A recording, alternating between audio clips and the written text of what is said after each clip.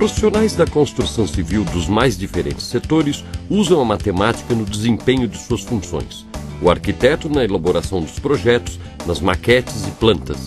O engenheiro nos cálculos de estrutura e de materiais que serão empregados na obra. O pedreiro no cálculo da quantidade de material que terá que usar. O carpinteiro e o marceneiro nas medidas, nos ângulos e nos encaixes. Então, vamos direto ao nosso assunto em matemática na construção. Dentre as profissões que se utilizam de matemática do começo ao fim, as ligadas à construção civil estão entre as campeãs. Vou conversar aqui com a professora Lilian. Lilian, construção civil é um campo fértil para explorar a matemática, não é verdade? É verdade. Aqui a gente consegue ver um monte de profissões, que nem engenharia, arquitetura. O mestre de obras trabalha com muita matemática. Dá para trabalhar muitos conteúdos no currículo do ensino fundamental, como por exemplo, plantas baixas. Até mesmo multiplicação dá para trabalhar aqui. Por exemplo, você consegue ter uma vaga ideia de qual é a altura desse prédio aqui? Esse edifício?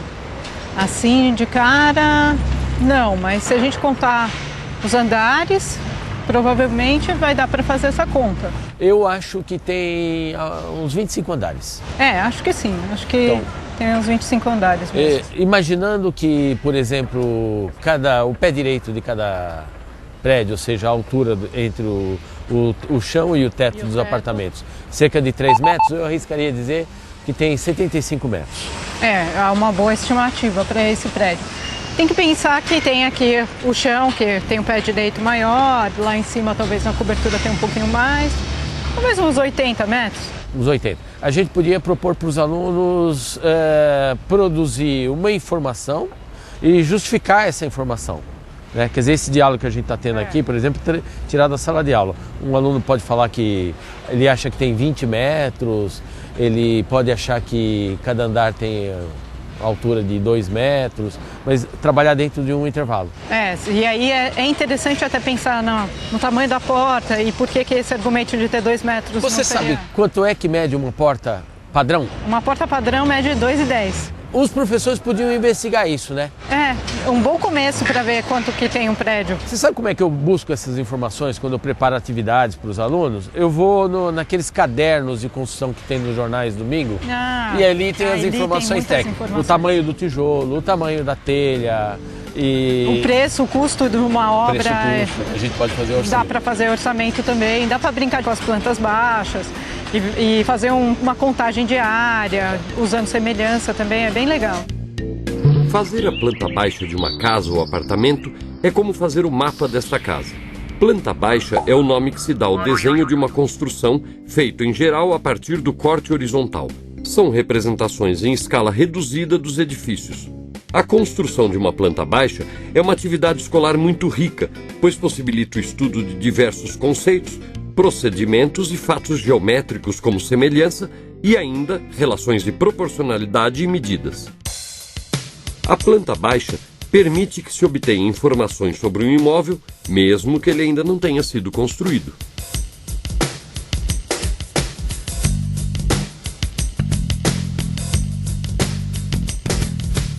Agora vamos desafiar quem está nos assistindo, tá? Aqui nós temos 5 torres, tá?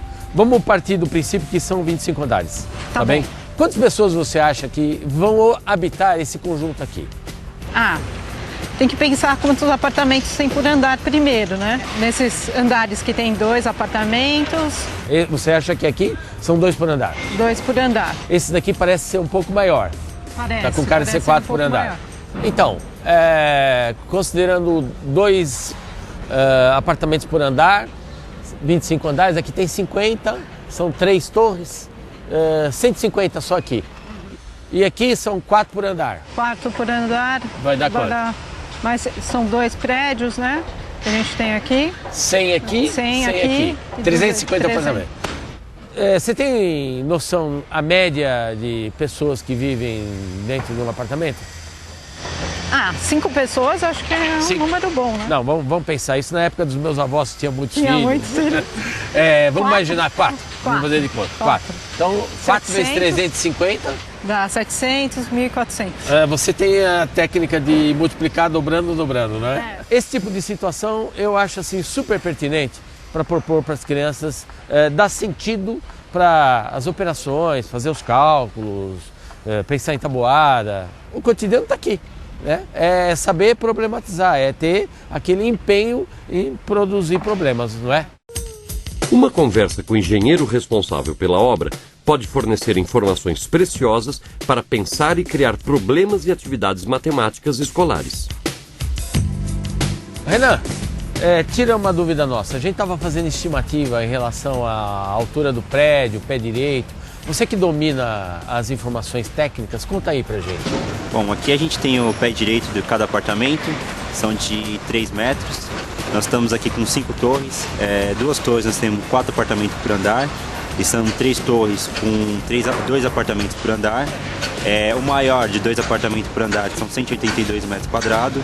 Temos o menor, que são 4 apartamentos por andar, 147 metros quadrados. E no total dá 350 apartamentos. Tá? A gente tem as torres aqui numa altura do térreo ao ático, né? A parte mais alta, ela tem 80 metros de altura. Isso você acertou então, né? E nós temos aqui uma área de terreno de 17 mil metros quadrados de área construída aí. Agora você falou o pé direito 3 metros, mas eu estou considerando o piso. E a laje? Exato. Também? Isso, exatamente. Nós temos uma laje. Mas assim, a distância entre o piso e o teto, quanto é que dá em isso? torno de 2,70. 2,70, esse é o padrão. Exatamente, é o padrão. Isso daí é interessante para os alunos terem como referência para fazer estimativa de altura de coisas, né? Me diga uma coisa, as escadas têm um padrão? Ou a inclinação, ou a altura? A altura a gente tem a variação de 18 centímetros de altura. E tem em torno de 22 o espelho. 22 o espelho. Isso. O que é o espelho? É a pisada. A pisada. Isso, exatamente. Eu cheguei a ver no estudo de arquitetura que isso se expressa numa fórmula. 2 vezes o espelho mais a altura e dava 60 e tantos centímetros. Exatamente. Isso, é isso mesmo. Esse é o padrão. Isso. Olhar para essas construções é enxergar em suas estruturas figuras geométricas bem conhecidas, o que nos leva obrigatoriamente a pensar também nos cálculos matemáticos necessários para que elas se mantenham em pé. Por ser o polígono com menor número de lados, muita gente considera o triângulo uma figura geométrica muito simples. Se olharmos apenas do ponto de vista do número de lados, o triângulo é mesmo um polígono muito simples. Mas por trás dessa simplicidade está uma das estruturas mais importantes da geometria. Triângulos são polígonos rígidos. Esta propriedade pode ser observada a partir de uma experiência simples que pode ser feita em sala de aula. Considere 4 varetas articuladas pelas extremidades e monte com elas um quadrilátero. Esse quadrilátero articulado não fica estável e pode assumir formas distintas mesmo que a medida dos lados não se altere. Já com 3 varetas, a única forma possível é o triângulo, que não altera sua forma, somente a posição. E é exatamente pela rigidez de sua estrutura que o triângulo tem inúmeras aplicações. Sempre que se necessita de uma estrutura rígida, o triângulo é uma alternativa viável. A estrutura triangular é empregada em construção de objetos do cotidiano, dos mais simples aos mais complexos, em móveis e utensílios e até em construções de grande porte. Bastam 3 pontos para determinar um plano. Esse fato é conhecido desde a antiguidade e é largamente utilizado nos tempos atuais. Há milhares de anos que os povos conhecem experimentalmente esta propriedade. Ela foi observada por nossos antepassados. Com ela, construíram pontes e telhados firmes para que não desabassem no primeiro golpe de vento. Aprendemos com nossos antepassados e continuamos recorrendo a esse princípio na construção de aparatos de apoio. É por isso que triangulamos estruturas como portões e paredes. Para construir um triângulo com lados medindo 3, 4 e 5 centímetros, por exemplo, primeiro construímos com a régua o segmento AB, de 5 centímetros. Com a ponta do compasso em A e a abertura de 3 centímetros, traçamos um arco de circunferência. Em algum lugar deste arco estará o vértice C. Ele está distante 3 centímetros do ponto A. Com a ponta seca em B e abertura de 4 centímetros, traçamos outro arco de circunferência. Em algum lugar desse arco estará o vértice C, cuja distância ao ponto B é de 4 centímetros. A intersecção dos dois arcos satisfaz as duas condições. Fica, portanto, muito bem determinado o triângulo de lados 3, 4 e 5, que, por sinal, é o famoso triângulo retângulo. Aquela questão dos degraus, você lembra das informações? 22 a base, a altura 18. Então, 18 por 22, 9 11avos dá 0,8 décimos. 8 décimos. Então, a tangente, qual é o ângulo cuja tangente é 8 décimos? Se a gente pensar na tangente de 45, é 1. A de 30 graus é raiz de 3 sobre 3. Raiz de 3 sobre 3 é 1,7 dividido por 3, dá aproximadamente 0,6. Então está mais ou menos entre, eu estimaria uns 35 graus. Acho que é uma boa estimativa. A atividade do pedreiro, quando assenta os ladrilhos de uma cozinha ou de um banheiro, envolve propriedades e ideias geométricas. Lilian, quando eu estou numa cozinha, num banheiro, pensar nos ladrilhos, eu acho que é uma oportunidade para explorar os polígonos e suas propriedades. Né? Você vê os encaixes perfeitos, tudo isso aí são motivos interessantes para provocar os alunos a pensar nas propriedades dos polígonos. Eu faço um trabalho bem interessante com os meus alunos em relação a isso. A gente brinca justamente de encontrar os ângulos internos dos polígonos através de uma decomposição de triângulos e aí então olhar o ladrilhamento em volta de um ponto com polígonos regulares. Por exemplo, no caso das construções, de modo geral, realça o ângulo reto, né?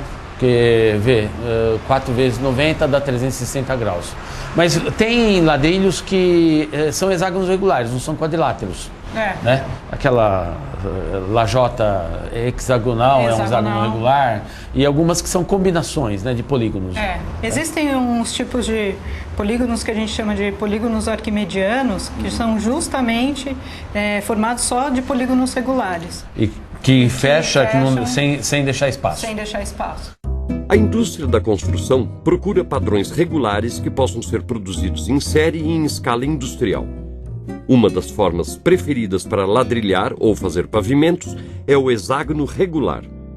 De todos os polígonos regulares, apenas o quadrado, o hexágono regular e o triângulo equilátero pavimentam o plano.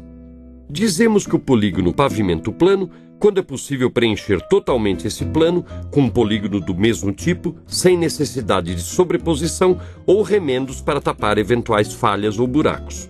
O segredo está nos ângulos internos dos polígonos regulares. Mas como um polígono pavimenta um plano? A explicação geométrica é simples. Para completarmos uma volta completa em um plano, é preciso percorrer 360 graus. Então, para que uma figura geométrica qualquer preencha o plano, é preciso que todos os ângulos em torno do ponto onde as figuras se encontram somem exatamente 360 graus. É possível cobrir o plano com ladrilhos em forma de triângulo equilátero, porque seus ângulos internos medem 60 graus. E 60 é um divisor de 360. Do mesmo modo, um quadrado preenche o plano uma vez que seus ângulos internos medem 90 graus, que é um divisor de 360 graus. Finalmente, os ladrilhos em forma de hexágonos regulares também cobrem o plano, pois seus ângulos internos medem 120 graus, e 120 graus é um divisor de 360. E se os ladrilhos tiverem o formato de pentágonos, será possível cobrir o plano? A resposta é não. Não podemos cobrir o plano, porque ao tentar colocar 3 pentágonos regulares lado a lado, em torno de um vértice, cada ângulo interno de um pentágono regular mede 108 graus. E 108 não é um divisor de 360. A soma dos 3 ângulos internos do pentágono é 324 graus, deixando uma folga de 36 graus. Se essa folga for preenchida por outro pentágono regular, ocorrerá uma sobreposição. Os ângulos internos do quadrado, do triângulo equilátero e do hexágono regular são divisores de 360 graus. E por essa razão, Esses são os únicos polígonos regulares que preenchem o plano. Essa constatação explica a preferência dos ceramistas e fabricantes de azulejos. É possível cobrir o plano e se obter padrões bonitos, combinando-se mais polígonos regulares. Nessa exploração das propriedades geométricas dos ladrilhos, uma coisa que eu gosto de explorar com as crianças é sobre como as aparências enganam. O que é que você está vendo aqui? Um quadrilátero com todos os lados iguais. Então, definição de losango. Losango. Eu estou vendo um quadrilátero com todos os ângulos iguais. Definição de retângulo. O que pouca gente se dá conta, as crianças vão chamar de quadrado, óbvio, é que o quadrado ele é um caso particular de losango e retângulo, ou seja, ele está na intersecção dessas duas classes de quadriláteros. Os quadriláteros são as formas geométricas que mais a gente vê na estrutura de uma casa, por exemplo. Muitas razões explicam a presença de tantas formas retangulares. A principal delas é que os retângulos são quadriláteros em que todos os seus ângulos são ângulos retos. Quadrilátero mais 4 ângulos retos igual a retângulo. Os quadriláteros que a gente mais vê no dia a dia são os retângulos. A explicação para essa ocorrência é simples e tem a ver com praticidade. Os ângulos retos permitem um encaixe perfeito. Outra vantagem das formas retangulares é que seus lados são paralelos. E essas características facilitam, em primeiro lugar, sua produção em série. Em segundo, seu armazenamento. E até seu transporte fica mais fácil, pois sua acomodação em embalagens padronizadas é possível. Por isso, vemos tantos retângulos por todos os lugares. Mas há outro quadrilátero especial que também é muito útil, o paralelogramo. O paralelogramo é um quadrilátero que tem os lados paralelos, 2 a 2. Para não fazer confusão, é bom frisar que os retângulos são casos especiais de paralelogramos. Retângulos são, portanto, paralelogramos com todos os ângulos iguais. E os quadrados são um caso especial de retângulo onde os 4 lados são iguais. E os losangos? Eles têm todos os lados iguais.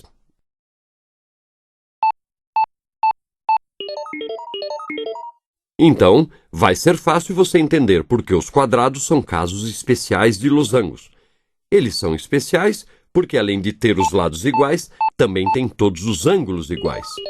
Podemos concluir, então, que o quadrado é um quadrilátero especial, porque é ao mesmo tempo um retângulo e um losango, além de ser também um caso particular de paralelogramo. Uma coisa que eu acho que é negligenciado nos currículos é sobre o tratamento a ser dado para os paralelogramos. O paralelogramo, enquanto quadrilátero, enquanto estruturalmente, ele é uma das figuras mais importantes. Ele está em vários mecanismos. Por exemplo, você tem vitrô em casa, uma persiana, um fogão. Quer dizer, todo e qualquer mecanismo que exige um paralelismo tem a estrutura do paralelogramo. Veja essa janela, por exemplo. Se olharmos com olhos atentos, podemos observar em sua estrutura uma das propriedades mais importantes dos paralelogramos, o paralelismo. Graças à estrutura do paralelismo é que podemos construir janelas, persianas e outros objetos móveis. As lâminas de uma persiana têm que estar paralelas para que elas se abram simultaneamente, todas no mesmo ângulo. E assim, você consegue controlar a luz ambiente, cortando ou deixando penetrar a luz de fora. A estrutura do paralelogramo pode ser encontrada em vários objetos do dia a dia. Caixas de pescaria, balanças de prato, bandejas de fornos de fogões e até em brinquedos. Veja como a noção de comprimento, área e volume é importante e se articula na solução de um problema de construção. Este pedreiro tem que construir uma piscina. Foi decidido que a piscina terá um formato retangular com 8 metros de comprimento, por 5 de largura e 2 metros de profundidade. Ele usa medidas lineares para marcar direitinho o contorno da piscina. E para fazer o acabamento, ele precisa saber o perímetro para definir quantos ladrilhos serão colocados nas bordas.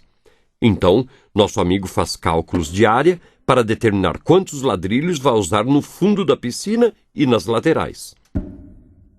Ele precisa também calcular o volume para saber quanto terá que remover de terra e quanto precisará para encher a piscina. E para calcular o custo de sua mão de obra, ele sabe que o valor é proporcional ao tempo de trabalho em cada etapa. Tudo é proporcional. Proporcional ao perímetro, no trabalho com as bordas. Proporcional à área, no trabalho com o fundo e as paredes. E proporcional ao trabalho de remoção da terra e ao enchimento da piscina. Sempre que eu estou em frente a uma porta, eu me lembro de uma das primeiras propriedades matemáticas que eu aprendi. E foi observando meu avô trabalhando. Meu avô era mestre de obras. Como todo bom mestre de obras experiente, ele sabia tudo de carpintaria, marcenaria, ângulos, medidas, etc. Então, uma vez ele compra a porta bruta, a madeira, e ele quer fazer o encaixe para poder encaixar aqui, certo? Só que ele cometeu um erro. Tá? Ficou defasado, ficou levemente para baixo ou para cima, não me lembro. E aí é que eu prestei atenção nessa propriedade. Dá uma olhada, a porta é um retângulo, né? 90 centímetros por 1,90. Que propriedade geométrica tem um retângulo? Ele é simétrico. Ele é simétrico, tem dois eixos de simetria, vertical e horizontal. Ok? Sabe o que ele fez? Ele girou. Então, quando ele girou, ele sabe que vai garantir o encaixe. E aí então a parte que tinha o buraco ficou encostada ali e aqui ele fez o trabalho de novo com a medida. Então essa primeira propriedade que me veio à cabeça foi realmente as relações de simetria no retângulo.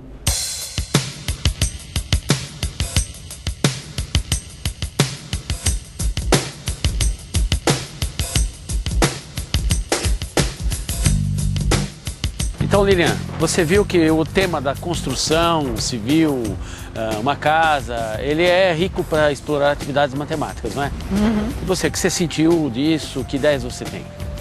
Já dá para pensar em vários projetos, né? Usando o jornal, a gente consegue fazer projetos relacionados com orçamento, problematizar o custo de uma obra, quanto que a gente precisa para... quanto seria para pintar uma casa? Na questão da maquete, eles têm que interpretar a planta baixa, mexer com escala, não é isso? É isso. Às vezes, pode ser fácil ou pode ser difícil, dependendo de qual é a sua planta baixa. A ideia da construção da casa é muito rico trabalhar. Pois é, numa obra grande e complexa ou mesmo numa pequena reforma, todos usam muita matemática. E aí na sua escola? O prédio, o pátio, o telhado, olha só quantos espaços você tem para trabalhar conceitos de geometria e álgebra, porque, afinal, tem matemática em toda parte.